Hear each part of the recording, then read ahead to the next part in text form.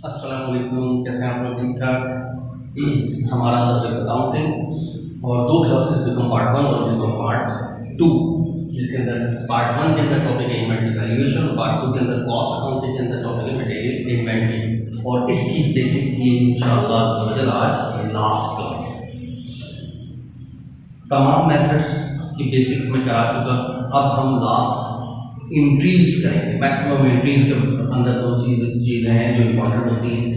बात ये लोगों को पूरा टॉपिक आता है, सब कुछ आता है, इन्वेंटरी के बारे में या इंक्रीज के बारे में पूछ लो तो वो नहीं पता था। अच्छा, इस मेथड में क्या करेंगे तो इस यानी सिस्टम के अखबार से क्या डिफ्रेंशिएट, ठीक है। तो अब ये हम कर लेते फिर इंशाल्लाह ये सवाल क्लोज हो जाए, ठीक है। बस इसको ज़रा एहतियात से समझना। तो हमारे पास दो सेट का एक काम करता हूँ, आमने सामने इंग्लिश प्रोड्यूस करता हूँ, सही है, ताकि इजी है सॉल्व करने में।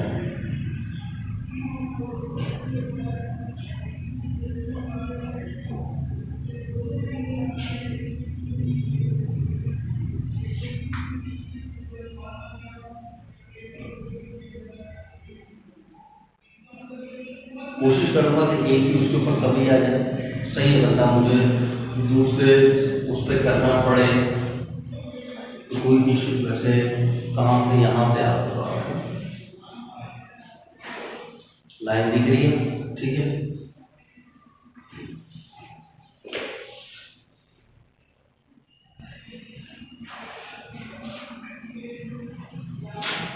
तो अगर मैं बीच में दो कर दूँ और यहाँ यहाँ और यहाँ यहाँ करूँ, यहाँ सॉल्व हो इंशाल्लाह समझ आएगा ना। कोई मसले, चलो मैं मिटा के करूँगा, ठीक है।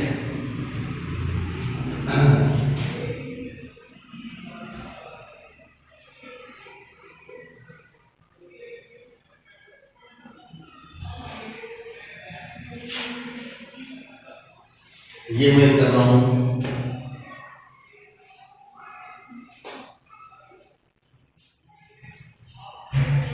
पीरियोडिक सिस्टम और एक है परपेचुअल सिस्टम।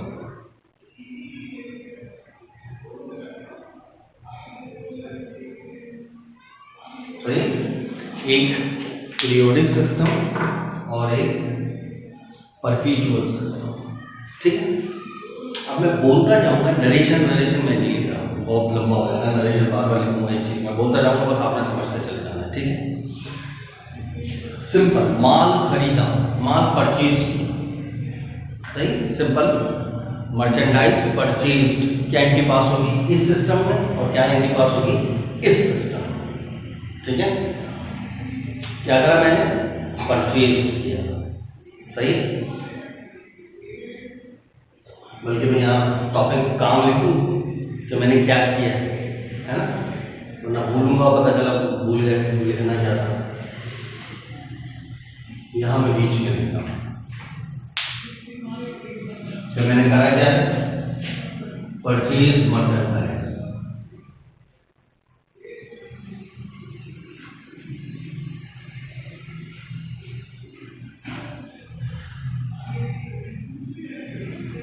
परचेज, सही है। मैंने काम क्या किया, मर्चेंडाइज परचेज किया, तो मैंने लिख दिया परचेज्ड मर्चेंडाइज। अब वो ऑन अकाउंट हो या ऑन कैश हो, दो ही बात होती है ना, वो उससे कोई फर्क नहीं पड़ता, उधार हो या कैश। माल खरीदा, नॉर्मली 99.99% अगर सिंपल आपसे कोई उन्हें माल परचेज किया तो वो अंडरस्टूड क्या काउंट किया जाएगा, उधारी काउंट किया जाएगा, ठीक है। तो मर्चेंडाइज परचेज की मैंने, सही। अब इस सिस्टम में क्या इनके पास हो गया, इस सिस्टम में, ठीक है। ये पॉइंट्स,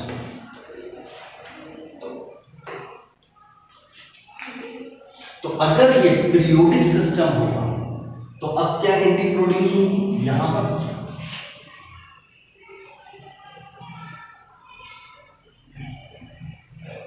परचेजेस डेबिट और अकाउंट्स पेबल, पूरा नहीं लिख रहा, अकाउंट्स पेबल वो टाइम लग जाएगा, उसूल उसके लिए था। परचेज डेबिट और अकाउंट्स पेबल, ठीक है। और यही चीज अगर परपेचुअल में करेंगे तो क्या फर्क पड़ेगा, हम सिर्फ परचेज की जगह क्या लिख देंगे, इन्वेंट्री डेबिट और अकाउंट्स पेबल, बाकी लोगों की कहानी फिगर तुम अपनी मर्जी से कुछ भी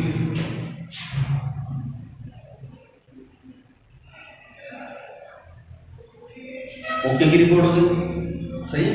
और यहाँ पर भी कुछ सही है। फिर ये जगह नहीं बचेगी, मैं मिटा दूंगा, बता रहा हूँ। तो एक चीज को समझते जाना और साथ साथ अपने रजिस्टर पे लिखते जाना। तो पहले एंट्री क्लियर,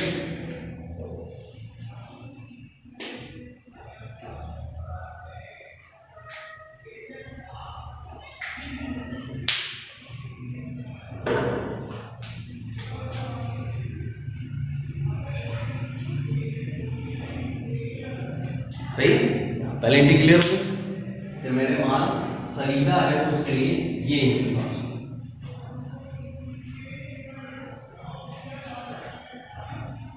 अब सही हो। अब क्लियर है।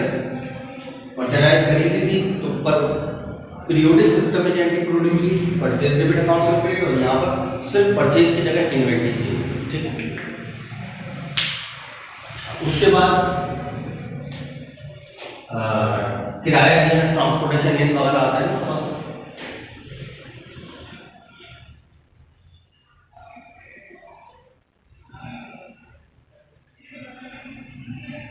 पेड फॉर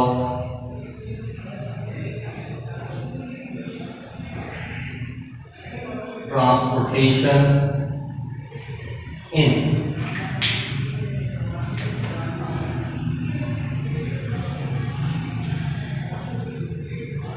अब ट्रांसपोर्टेशन इन आता है तो यहाँ पर एंट्री प्रोड्यूस हुई, फिर यहाँ पर क्या होगा, यहाँ पर ट्रांसपोर्ट की एंट्री पास होती है, ट्रांसपोर्टेशन इन डेबिट और कैश, ठीक है। और यहाँ पर ट्रांसपोर्टेशन इन की वजह क्या बता रहा होगा, इन्वेंट्री डेबिट और कैश, ठीक है।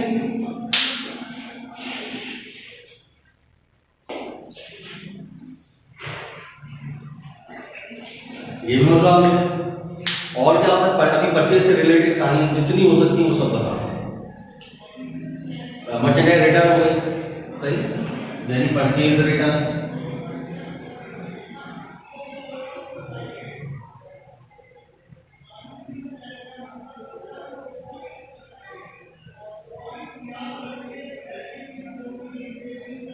Return merchandise to supplier, supplier को वापस करना, यानी खरीदा था माल वापस कर दिया, परचेज रिटर्न हो गई, सिंपल। अब इसकी एंट्री क्या होगी,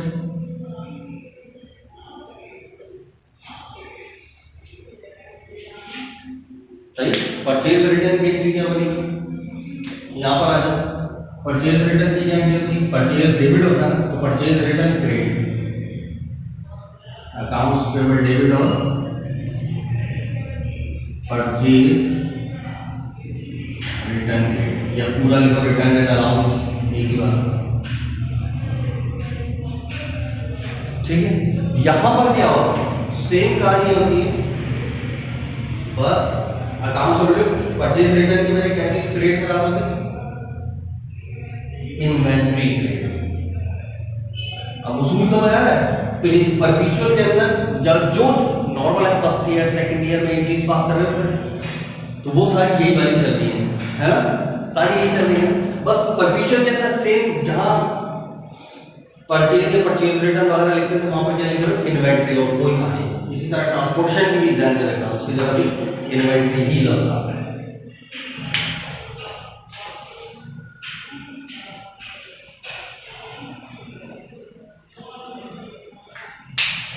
इसी तरह परचेज डिस्काउंट भी तो हो सकता है, सही,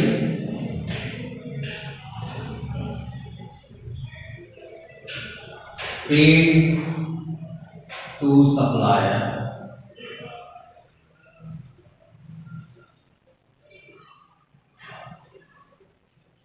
विदिन डिस्काउंट पीरियड, तो हमें डिस्काउंट मिल गया होगा।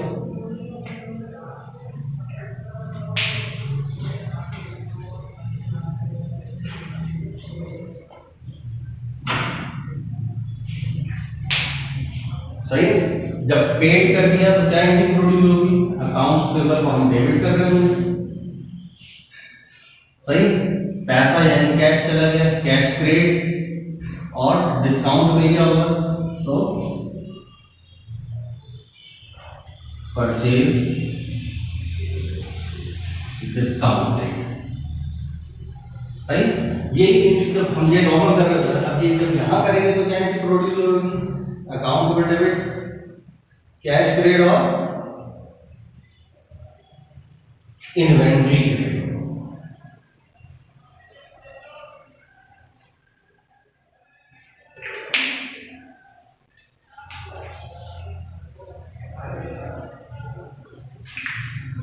बताओ, परचेज के अंदर तीन बातें मैंने बताई। अब एक एक चीज को स्टेप बाय स्टेप जरा मैं बता रहा हूं, आप जरा आप सुन करते रहे, समझते रहे। पहली कहानी क्या थी बताइए, पहला स्टेप क्या था कि माल आपने परचेज किया, ठीक है, परचेजेस डेबिट अकाउंट्स क्रेडिट, और वहां पर inventory debit accounts payable credit. फिर यहाँ पर किराया दिया, transportation in debit cash credit, वही चीज वहां पर ट्रांसपोर्टेशन इन की बजाय इन्वेंट्री हो गई, इन्वेंट्री डेबिट और कैश क्रेडिट। फिर तीसरे नंबर पे रिटर्न हो गया माल, तीसरे नंबर पे माल रिटर्न हुआ, परचेज रिटर्न क्रेडिट हो गया, अकाउंट्स पेबल डेबिट। यहाँ पर अकाउंट्स पेबल डेबिट और सिर्फ इन्वेंट्री क्रेडिट। डिस्काउंट के अंदर सेम वही कहानी, accounts payable debit, cash credit, discount credit, purchase discount. वहां पर परचेज डिस्काउंट की वजह से लफ्ज इन्वेंट्री आ रहा है बस, और कोई कहानी नहीं। यहां तक ओके हो गया, इसको कॉपी कर लो, फिर मैं इसको मिटाता हूं। अब ये परचेज से मुताबिक यही बातें होती हैं, माल खरीदा, वापस कर दिया, या डिस्काउंट मिल गया, या ट्रांसपोर्टेशन है। परचेज से रिलेटेड ये चार बातें। इसी तरह मैक्सिमम रिटर्न से रिलेटेड भी ये इसी टाइप की बातें होंगी, सही, सेल वगैरह से रिलेटेड। तो अब मैं वो एक्सप्लेन करता हूँ, यहाँ तक कर लिया, इसको कॉपी कर लेना, मैं मिटा रहा हूँ, ठीक है।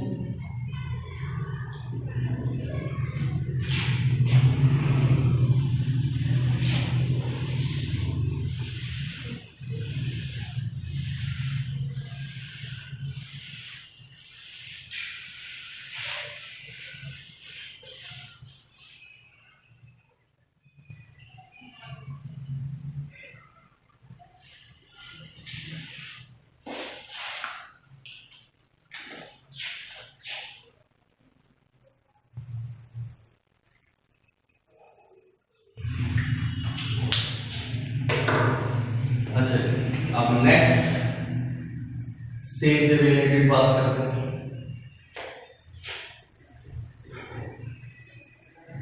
सोल्ड मर्चेंडाइज, मैंने मर्चेंडाइज क्या करी, बेची।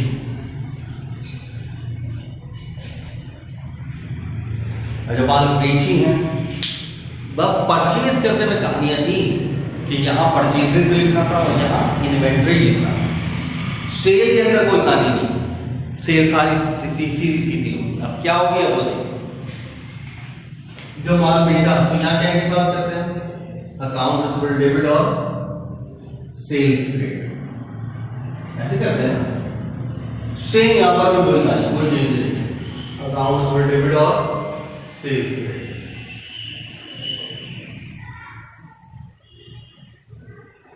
माल बेचा, कोई कहानी नहीं, कोई टेंशन नहीं।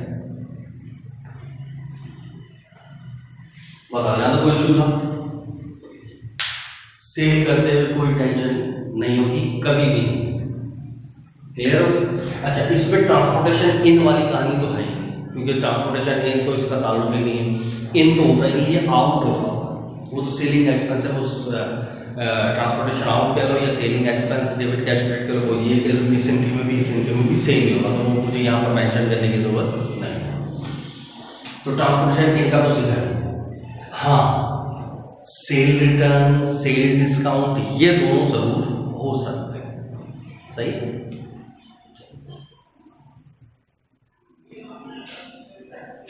अच्छा, ये मैंने भी माल बेचा है, क्या करा मैंने, माल बेचा, ठीक है।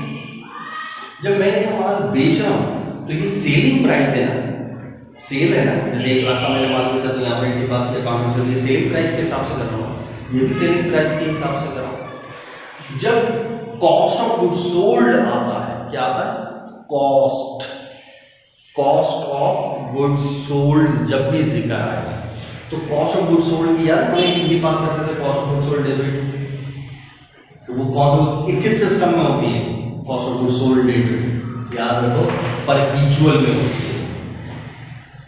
Cost entry, cost of goods sold debit और क्रेडिट इन्वेंट्री होता है हमेशा हमेशा हमेशा। कॉस्ट की एंट्री ही पास क्या होती है? Cost of goods sold debit और इन्वेंट्री क्रेडिट। अब यहां पर ये नहीं होगा cost of goods sold debit purchase credit, यहां पर एंट्री होती नहीं, नो एंट्री।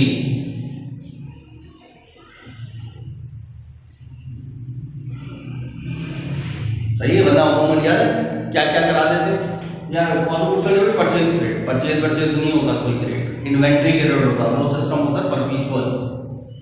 इसमें तो कोई एंट्री पास ही नहीं होती, इसमें तो कैलकुलेशन हो रही होती है और जब एंट्री सारी क्लोजिंग एंट्रीज वगैरह पास होती है उससे खुद कैलकुलेट होकर आ रही होती है कॉस्ट ऑफ गुड्स सोल्ड। याद है हम कैलकुलेट करते थे परचेज डेबिट पर opening, add purchase, add transfer, less purchase return, purchase discount, add transformation in, तो अवेलेबल आएंगे लेस एंडिंग, तो कॉस्ट ऑफ गुड्स सोल्ड आएगी। इसमें तो निकालने की जरूरत ही नहीं है, आपको बहुत कॉस्ट निकल कर आ रही होती। ठीक है, तो यहां पर कोई एंट्री पास नहीं होती। तो देखो सेल करते हुए ये एंट्री पास सेम दोनों में, और सेल की जब कॉस्ट की एंट्री पास हुई तो cost of goods debit inventory credit, यहां कोई एंट्री पास नहीं। ये हो गया। उसके बाद रिटर्न कर दिया,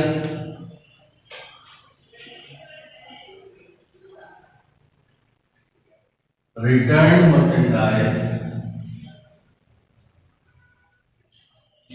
रिटर्न मर्चेंडाइज फ्रॉम कस्टमर, कोई कस्टमर वापस कर दिया, यानी सेल रिटर्न।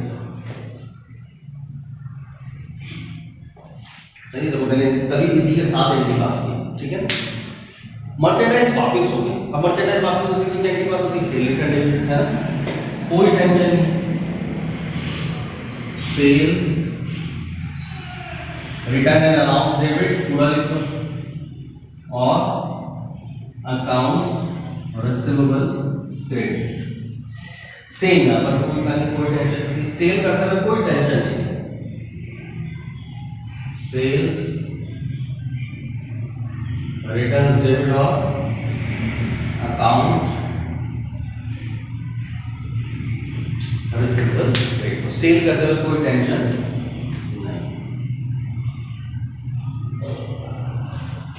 अच्छा, इसी की कॉस्ट की एंट्री अगर हो तो इसमें आप क्या दिमाग क्या है? अगर कॉस्ट की एंट्री होगी तो इसके अंदर तो हो रही होगी क्योंकि परपेचुअल है। खुद बताओ क्या बनेगी? अब जब सेल करा था, माल जा रहा था तो इनके पास करते कॉस्ट डेबिट हो रही थी, माल चला के इन्वेंट्री क्रेडिट, तो खुद सोचो जब ये वापस आएगा तो क्या होगा? इसी की रिवर्स, यानी इन्वेंट्री डेबिट हो जाएगी और cost of goods sold clear हो जाएगा। और यहां पर क्या करो? No entry. गुड,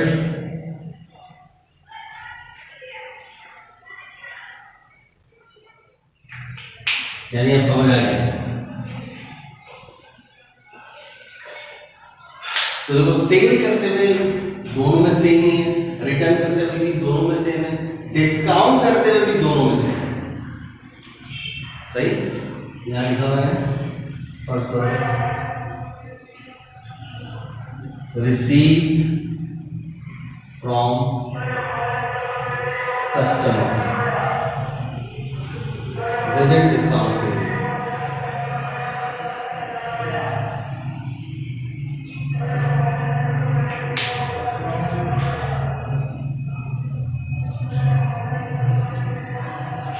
सही है, विद इन डिस्काउंट पीरियड।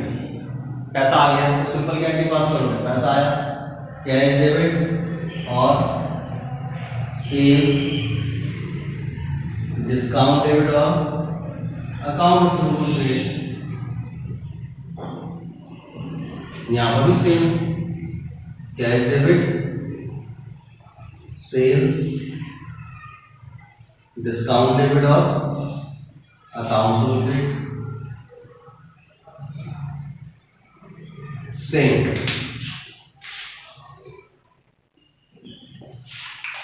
लो एक एक चीज एक्सप्लेन कर दी मैंने।